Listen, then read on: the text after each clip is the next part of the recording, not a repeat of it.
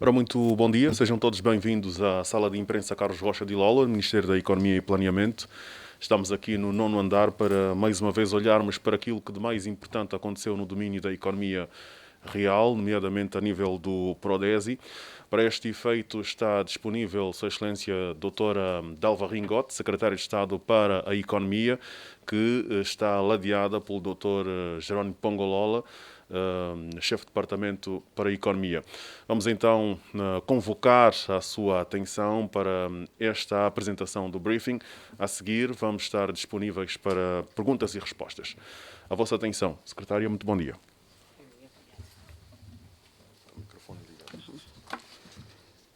Ok, mais uma vez, muito bom dia, caros senhores jornalistas, bem-vindos a mais uma sessão do nosso briefing. Hoje vamos apresentar o balanço da execução do Aviso 10 e do processo de capacitação institucional levado a cabo pelo Ministério da Economia e Planeamento em sede do INAPEM. O Aviso 10 é um instrumento financeiro disponibilizado pelo Banco Nacional de Angola que elege para si como prioridade um conjunto de produtos, sobretudo aqueles de amplo consumo, cuja materialização contribui para o processo de diversificação da nossa economia e, por essa via, reduzir a dependência excessiva das importações e, consequentemente, a sustentabilidade das nossas contas externas. O referido instrumento aplica-se à concessão de crédito a instituições financeiras bancárias nacionais para a produção de bens essenciais que apresentam déficit de oferta de produção nacional, matéria-prima, investimento necessário para a produção, incluindo a aquisição de tecnologia, máquinas e equipamento.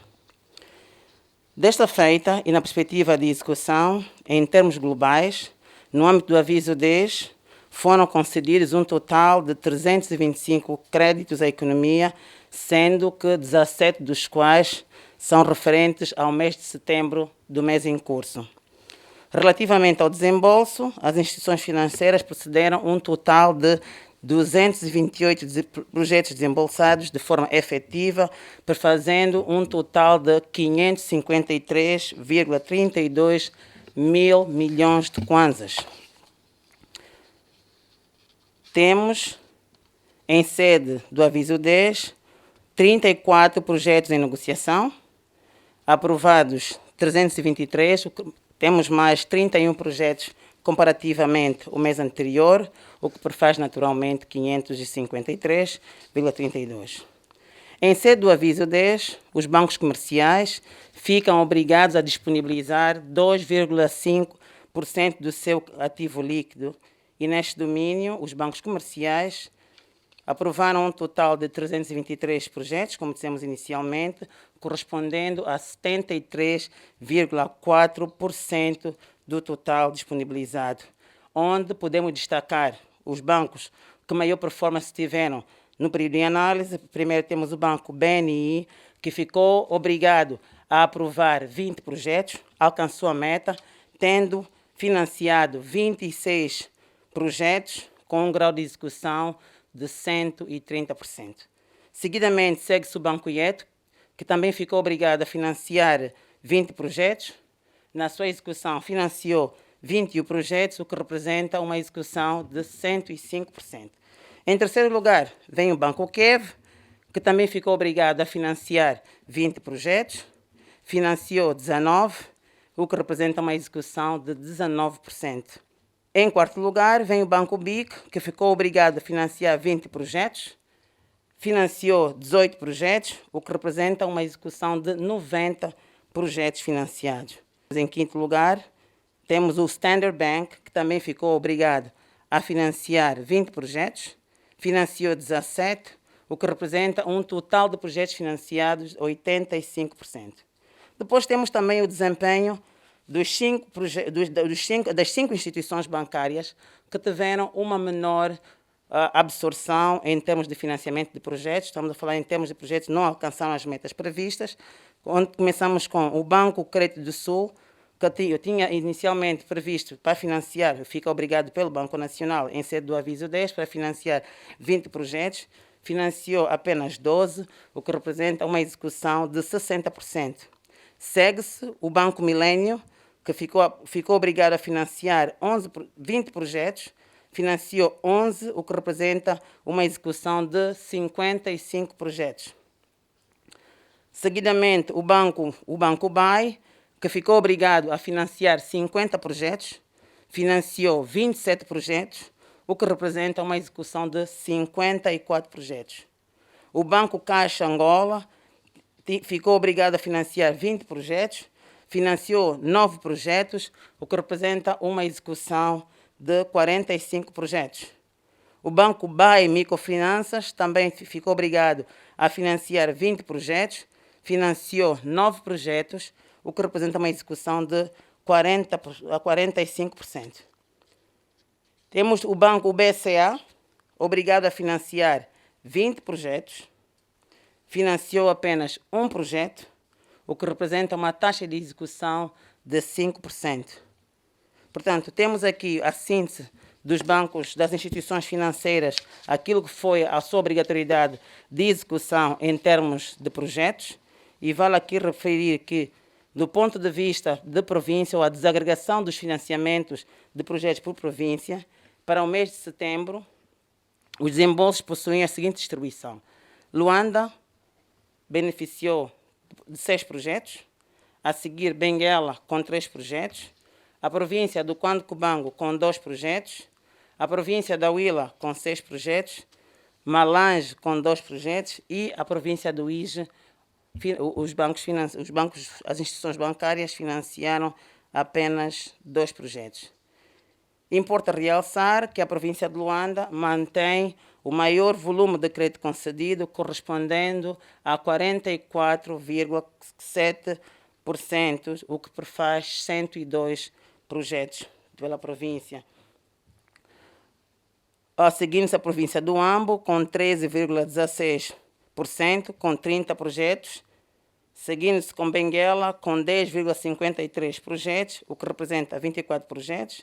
Kwanza Sul, com 7,2%, o que representa 16 projetos. O Cubango, com 7,2%, o que representa 16 projetos. E as outras províncias fizeram um total de 17,54%, com 40%.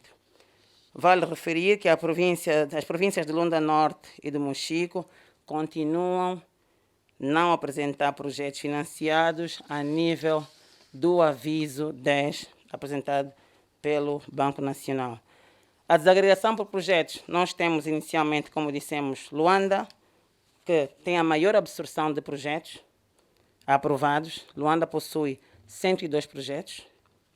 Segue-se a província do Ambo, com um total de 30 projetos. Em terceiro lugar, a província de Benguela, com 24 projetos.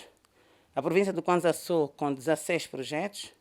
O Cubango, com 16 projetos. Estas foram as 5 províncias que maior absorção tiveram em termos de financiamentos de projetos ao abrigo do aviso 10. Também apresentamos seguidamente as províncias que tiveram participação, mas não tiveram um desempenho tanto robusto naquilo que é o desejável. A província do Bengo apresenta 13 projetos, segue-se a província da Huila com 10 projetos, a província do Ige com 4 projetos, Namibe de igual modo, Malange 4 projetos, a província de Cabinda com 2 projetos, as províncias do Kwanza Norte, Zaire, Bié, Lunda Sul, Cunene, possuem todas um projeto cada, e Lunda Norte, como dissemos inicialmente, Lunda Norte e Mochico, até o momento não apresentaram projetos para serem financiados ao abrigo desta facilidade.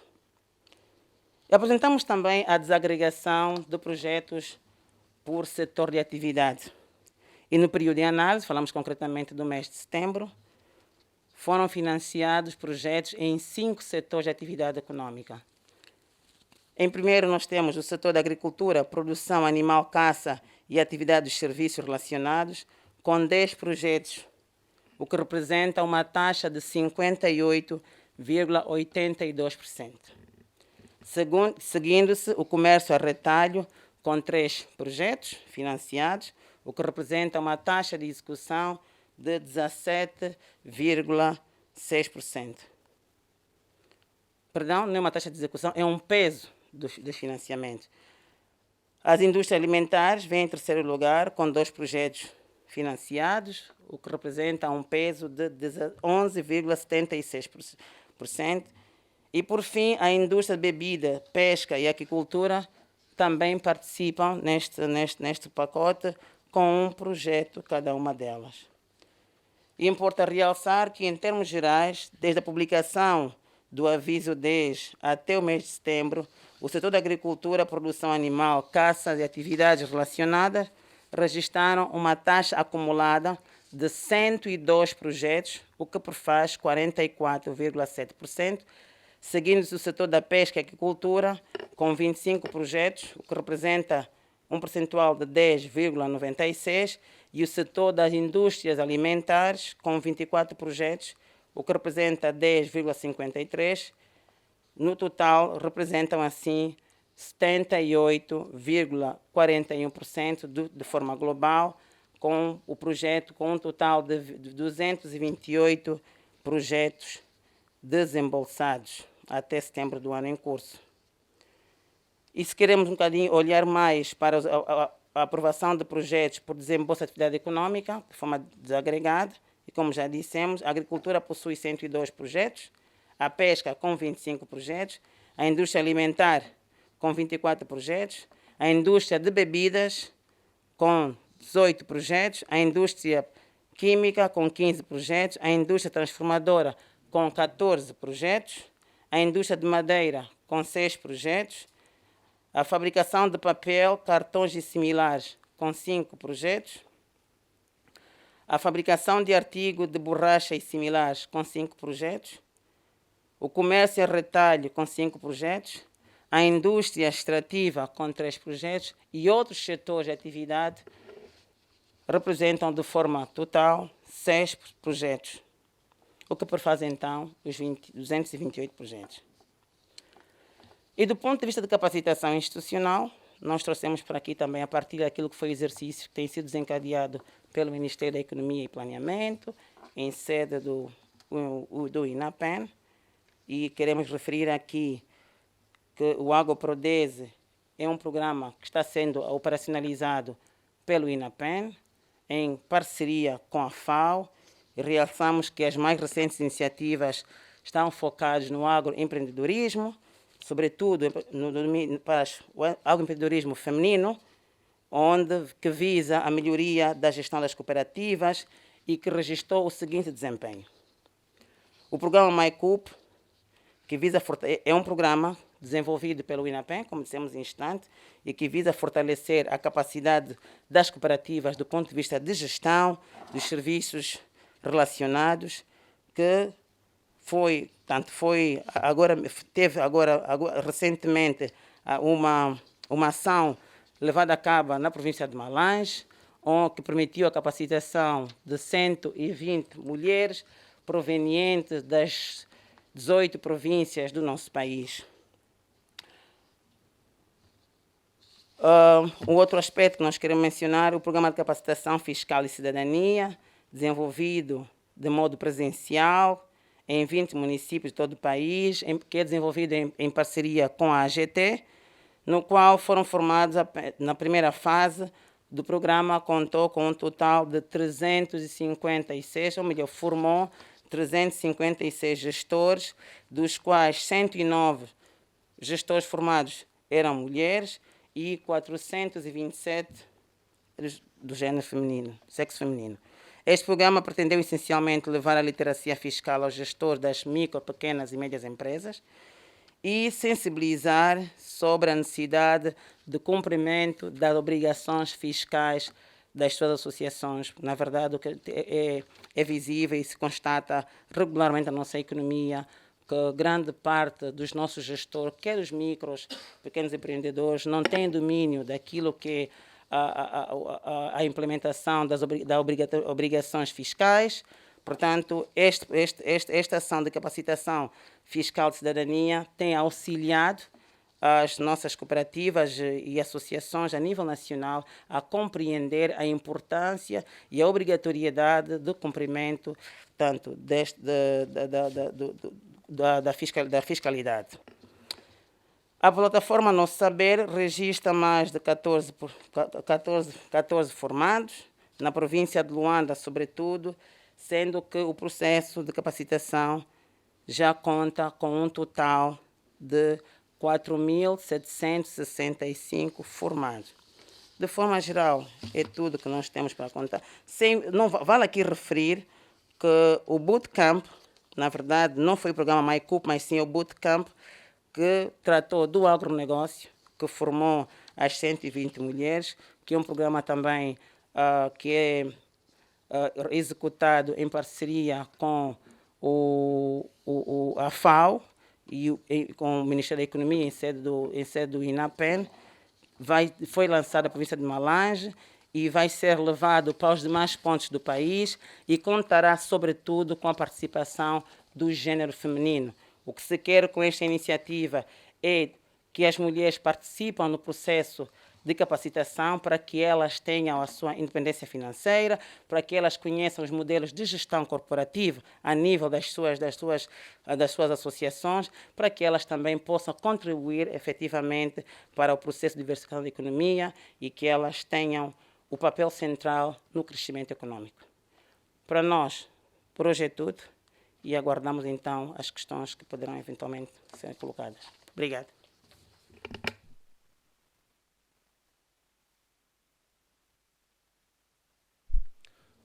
Muito obrigado, Excelência. Alguma questão que se possa colocar? Não temos questões. Temos Jornal de Angola. Ana Paulo. Muito bom dia.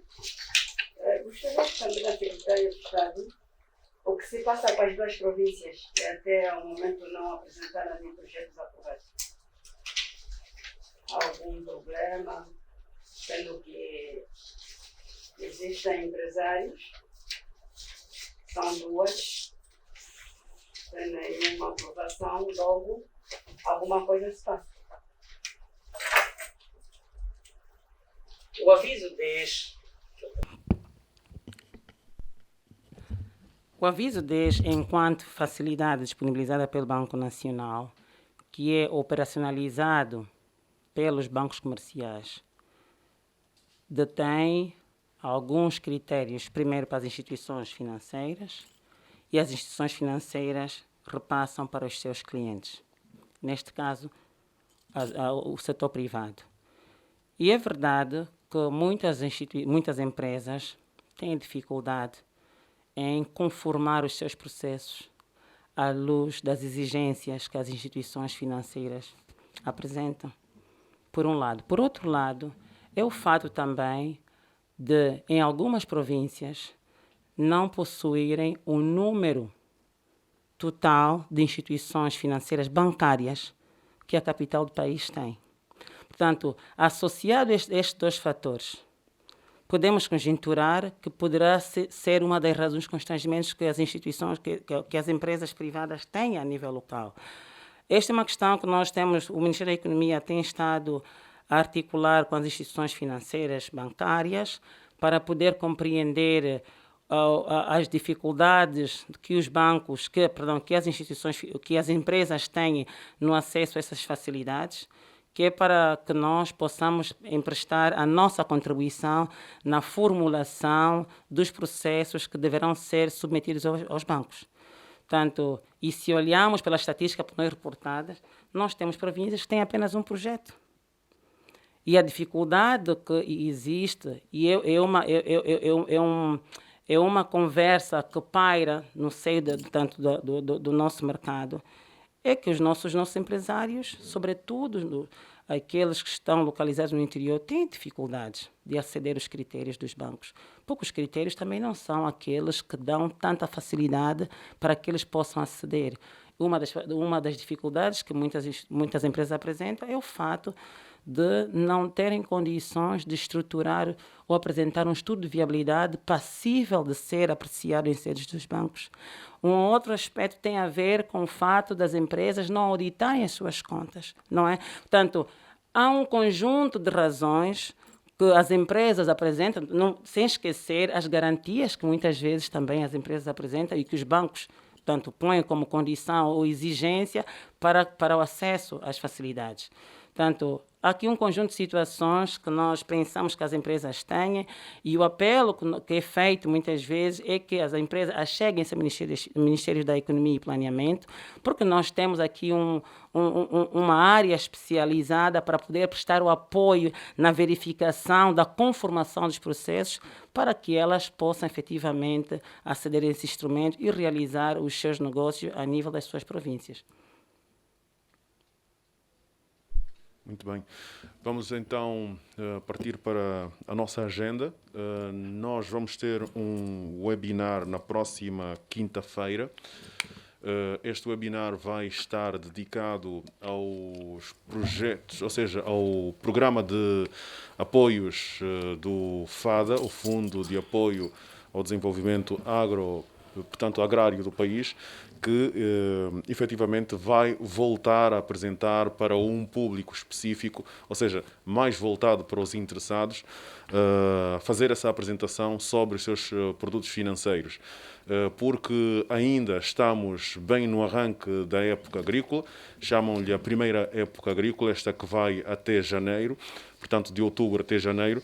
Como estamos nessa fase, é importante que efetivamente os produtores, familiares e empresariais possam conhecer esses produtos financeiros do FADA que estão disponíveis para esta campanha agrícola 2021-2022 para que possam tirar o seu maior proveito e, com isso, também poderem aumentar a sua capacidade de produção.